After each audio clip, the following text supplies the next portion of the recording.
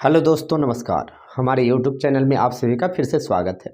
अगर आपने हमारे चैनल को सब्सक्राइब नहीं किया तो कृपया सब्सक्राइब कर लें और बेल आइकन को भी दबा लें, जिससे अपलोड होने वाली वीडियो का नोटिफिकेशन आपको मिलता रहेगा। तो आज फिर से लेकर आए हैं ऑब्जेक्टिव। ठीक है, तो आज का पहला क्वेश्चन कहता है कि हाइड्रोजन स्पेक्ट्रम में जब संक्रमण किसी उच्च कक्षा से दूसरी कक्षा में होता है तो प्राप्त होती है। पहला में बोला गया लाइमन श्रेणी, दूसरा में बोला गया बामर श्रेणी, तीसरा में बोला गया पाश्चन श्रेणी और चौथा में बोला गया फुंड श्रेणी। तो ध्यान रखना कि जब उच्च कक्षा से दूसरी कक्षा में जब इलेक्ट्रॉन, ठीक है, संक्रमित होता है तो ऐसे केस में कौन सा श्रेणी हमको प्राप्त होता है? तो बामर श्रेणी। नेक्स्ट बोला गया कि किसी नमूने का परमाणु संख्या Z तथा द्रव्यमान संख्या A है, तो इसके परमाणु में न्यूट्रॉन की संख्या कितनी होगी? पहला में बोला गया A, दूसरा में बोला गया Z, तीसरा में बोला गया A प्लस Z और चौथा में बोला गया A माइनस Z। तो न्यूट्रॉन की संख्या होती क्या है? तो द्रव्यमान संख्या माइनस परमाणु संख्या, यानी A माइनस Z। नेक्स्ट बोला है कि रेडियो सक्रियता की इकाई है। ठीक है, पहला में आपसे क्या बोला गया कि जूल है, दूसरा में मेगा इलेक्ट्रॉन वोल्ट है, तीसरा में AMU है और चौथा में क्या है? क्यूरी। तो आपका ऑप्शन कौन सा होगा? क्यूरी। नेक्स्ट बोला है कि हाइड्रोजन बम आधारित है। पहला में केवल नाभिकीय विखंडन पर, दूसरा में केवल नाभिकीय संलयन पर, तीसरा में विखंडन और संलयन दोनों पर और चौथा में उनके त्वरण के परिमाण पर। तो आपको ध्यान रखना है कि हाइड्रोजन जो बम होता है वो आपका केवल नाभिकीय संलयन पर ही कार्य करता है। नेक्स्ट बोला है कि परमाणु का आकार जो होता है वो कितना होता है? 10⁻⁻15 मीटर, 10⁻⁻10 मीटर, 10⁻⁻6 मीटर या 10⁻⁻3 मीटर। सबसे पहले आपको ध्यान रखना है कि परमाणु का आकार जो होता है कितना होता है? 10⁻⁻10 मीटर। नेक्स्ट क्वेश्चन बोल रहा है कि किसी पदार्थ के न्यूक्लियस की त्रिज्या को निम्न सूत्र द्वारा दिखाया जाता है। ठीक है, तो ध्यान रखना, पहला में बोला गया R बराबर R0 इंटू ए पावर 1/3, दूसरा में बोला R बराबर R0 ए पावर 2/3, तीसरा में बोला R बराबर R0 ए पावर -1/3, चौथा में बोला R बराबर R0 ए पावर -2/3। तो आपको ध्यान रखना है कि क्या होता है? तो R बराबर R0 इंटू ए पावर 1/3। नेक्स्ट बोल रहा गया कि बीटा किरणें विक्षेपित होती है। पहला में बोला गया गुरुत्वाकर्षण क्षेत्र में, दूसरा में बोला गया केवल चुंबकीय क्षेत्र में, तीसरा में बोला गया केवल विद्युतीय क्षेत्र में और चौथा में बोला गया चुंबकीय तथा विद्युतीय क्षेत्र में। तो आपको ध्यान रखना है कि किसमें होता है? चुंबकीय तथा विद्युतीय क्षेत्र में। नेक्स्ट क्वेश्चन बोला गया कि एक रेडियो एक्टिव पदार्थ का क्षय नियतांक लैम्डा है, तो इसकी अर्ध आयु तथा माध्य आयु का क्रमशः है।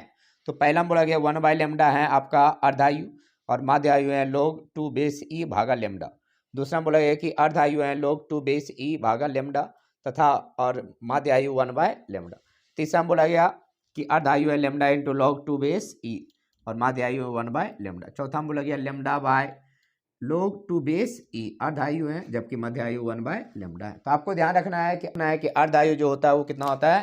तो log 2 जबकि मध्य आयु जो होता है वो क्षय नियतांक का व्युत्क्रम होता है, यानी 1/λ। तो ऑप्शन कौन सा होगा? B number.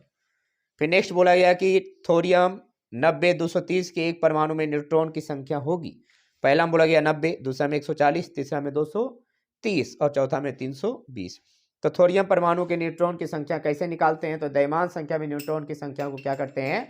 घटा देते हैं। तो 230 में जब 90 घटाएंगे तो आपका मान कितना आएगा? 140। तो आपका ऑप्शन कौन सा होगा? B number.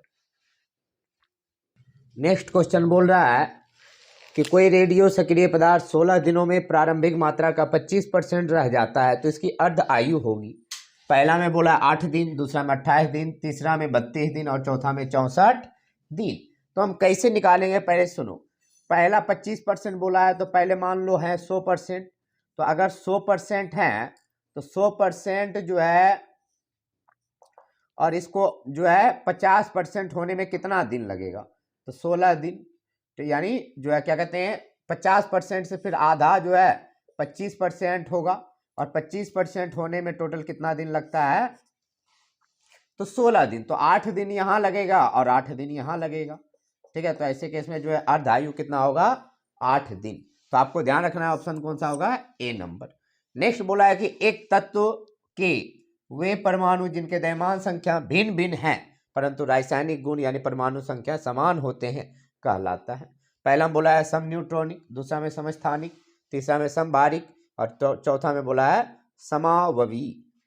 ठीक है, तो आपको ध्यान रखना है कि अगर बात करें एक तत्व के जिनके परमाणु संख्या समान है और द्रव्यमान संख्या अलग अलग है तो उनको हम कहते हैं समस्थानिक। नेक्स्ट बोला है कि नाभिकीय रिएक्टर में कैडमियम छड़ों का उपयोग होता है। पहला हम बोला न्यूट्रॉन्स का वेग घटाने में, न्यूट्रॉन्स का वेग बढ़ाने में, ऊष्मा ऊर्जा के अवशोषण में, अतिरिक्त न्यूट्रॉन के अवशोषण। तो ध्यान रखना कि इसका जो उपयोग किया जाता है कैडमियम छड़ का किस लिए किया जाता है, तो अतिरिक्त न्यूट्रॉन को अवशोषित करने में। नेक्स्ट बोला गया कि पी टाइप के अर्धचालक में मुख्य धारावाहक होता है। ठीक है, तो मुख्य धारावाहक पहला में बोला इलेक्ट्रॉन, दूसरा में छिद्र, तीसरा में फोटोन और चौथा में प्रोटॉन। तो आपको ध्यान रखना है कि पी टाइप में क्या होता है, तो छिद्र होता है। चलिए देखिए क्वेश्चन बोल रहा है कि एन टाइप के अर्धचालक में मुख्य धारावाहक होता है। तो आपको ध्यान रखना है कि एन टाइप चालक में मुख्य धारावाहक क्या होते हैं, तो इलेक्ट्रॉन। नेक्स्ट बोला है कि एन टाइप का जर्मेनियम प्राप्त करने के लिए जर्मेनियम में मिलाया जाता है। तो मिलाया गया अपद्रव्य होता है। चतुसंयोजक, त्रिसंयोजक, पंच संयोजक कोई नहीं। तो आपको ध्यान रखना है कि एन टाइप प्राप्त करने के लिए कितना संयोजक मिलाते हैं, तो पंच संयोजक। फिर नेक्स्ट आपसे बोला है कि पी टाइप का जर्मेनियम प्राप्त करने के लिए जर्मेनियम में मिलाया गया अपद्रव्य होता है। पहला बोला गया चतुसंयोजक, दूसरा में त्रिसंयोजक, तीसरा में पंच संयोजक, चौथा में कोई नहीं। तो आपको ध्यान रखना है पी टाइप प्राप्त करने के लिए कितना संयोजक, तो त्रिसंयोजक।